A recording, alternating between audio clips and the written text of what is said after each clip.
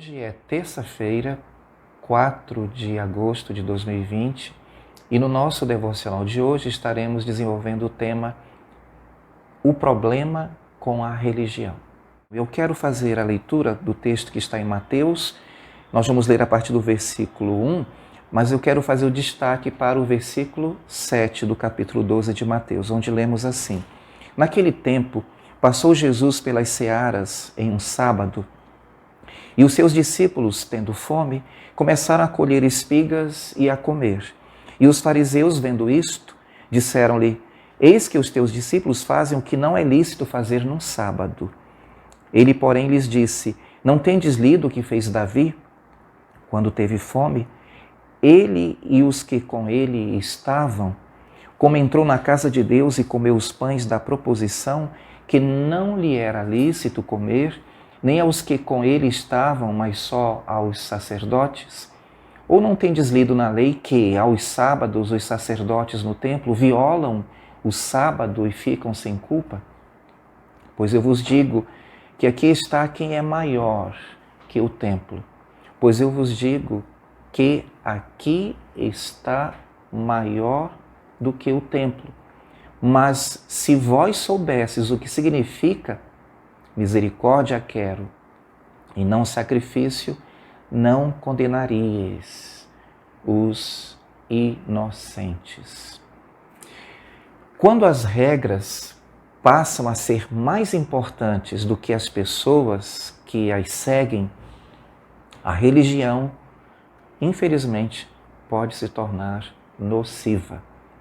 Usar as Escrituras, que têm o potencial de nos unir a Deus e aos outros para exercer poder, era considerado pelo Senhor Jesus repulsivo. Por esta razão, Jesus falava com tanta dureza com os fariseus, saduceus e escribas. Para Jesus, a religião deveria produzir compaixão e conexão, e não arrogância e autoritarismo. Eu gostaria de sugerir a você que lesse atentamente Mateus capítulo 23, versículos 1 a 13 também. Agora, para nós entendermos isto, eu quero apresentar a vocês o estudo de um caso. Joana é uma assistente social que supervisiona casos de abuso infantil e leva o seu trabalho muito a sério. Ela é dedicada. O número de casos sob sua responsabilidade é maior do que o dos seus colegas. E ela trabalha mais horas porque ela tem a necessidade obsessiva de prestar atenção aos detalhes. Embora ela não seja uma pessoa religiosa, sua dedicação ao trabalho é religiosa. Recentemente, chegou uma pessoa nova para ocupar um lugar na equipe. O nome dessa pessoa é Ana. E Ana foi contratada para trabalhar com Joana. Ana não se concentra tanto nos detalhes como Joana, mas sente que escolheu a profissão certa devido ao amor que ela tem pelas crianças. Ana é idealista e espera que o seu otimismo seja útil para enfrentar os desafios mais difíceis que enfrentam no dia a dia do trabalho. Ela tem uma grande paixão pela sua atividade profissional. Infelizmente, Joana não gosta nem das ideias e nem da abordagem de Ana. Ela acha que precisa defender o campo da assistência social de pessoas sonhadoras como Ana, que dão maior valor à relação amorosa com as crianças do que ao trabalho árduo de protegê-las, isso aqui dando enfoque para as questões burocráticas, para as questões documentais. A única maneira de nos tornarmos bons assistentes sociais é passar mais tempo no campo de batalha e prestar atenção aos detalhes, costumava dizer Joana para Ana. Com o passar do tempo, as coisas se tornaram cada vez mais difíceis. O relacionamento delas foi ficando difícil. Joana repreendia Ana sempre que esta cometia um erro ao arquivar documentos, constantemente criticava as decisões dela nos casos administrativos e nunca perdia uma oportunidade de corrigi-la em relação à política do departamento. Ana, afinal, deixou o emprego, sentindo-se desanimada e oprimida. E ela concluiu que não havia sido feita para esse tipo de trabalho. O trágico é que Ana poderia ter se tornado uma boa assistente social caso tivesse tido a oportunidade de ser estimulada suficientemente. Mas como nunca seria uma profissional parecida com Joana, ela foi rejeitada. Joana se sacrificava muito, era dedicada, mas lamentavelmente o seu sacrifício decorria mais da rígida necessidade de seguir as regras do que da compaixão pelos outros.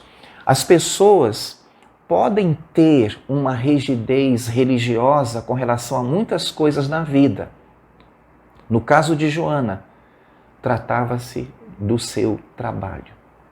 Na observação de Jesus aos fariseus, a rigidez das pessoas sempre causa vítimas. Neste caso, Ana foi prejudicada. Ao longo da história, muitas pessoas se engajaram em várias formas de sacrifício como parte religiosa e como prática religiosa. Renunciar aos desejos pessoais em benefício dos outros pode ser um sinal de verdadeira compaixão quando motivado pelo amor. No entanto, o sacrifício desprovido do amor é uma religião vazia. Foi isso que Jesus quis ensinar quando ele disse aqui, neste texto, quero misericórdia e não sacrifícios. A adesão rígida a práticas religiosas que perdem de vista o propósito original de desenvolvermos uma relação de amor com os outros é uma religião negativa, vazia. O ensinamento prático para nós cristãos é que, em primeiro lugar, nós devemos colocar uma conduta exemplar e não nos agarrar aos preceitos que, tomados como ações áridas, podem afastar de Deus, ao invés de realizar o papel para o qual foram criados. Jesus não está pregando a anarquia e a desobediência da lei, mas está nos convidando a refletir e não permanecer na mera aparência, na letra que mata. E eu repito com isso, Jesus não está colocando em discussão a questão do repouso sabático no texto que nós lemos aqui, né? Mas a atitude de uma certa corrente de pessoas que era capaz de deixar de acolher o próximo só porque era um dia de sábado. E eu queria encerrar lendo mais uma vez este texto. Mateus 12 diz: naquele tempo, passou Jesus pelas searas em um sábado, e os seus discípulos, tendo fome, começaram a colher espigas e a comer. E os fariseus, vendo isso, disseram-lhe: eis que os teus discípulos fazem o que não é lícito fazer num sábado. E ele, porém, lhes disse: não tendes lido o que fez Davi quando teve fome? Ele e os que com ele estavam? Como entrou na casa de Deus e comeu os pães da proposição que não lhe era lícito comer, nem os que com ele estavam, mas só os sacerdotes? Ou não tendes lido na lei que aos sábados os sacerdotes no templo violam o sábado e ficam sem culpa? Pois eu vos digo que está aqui quem é maior do que o templo. Mas, se vós soubesses o que significa misericórdia quero e não sacrifício, não condenarias os inocentes.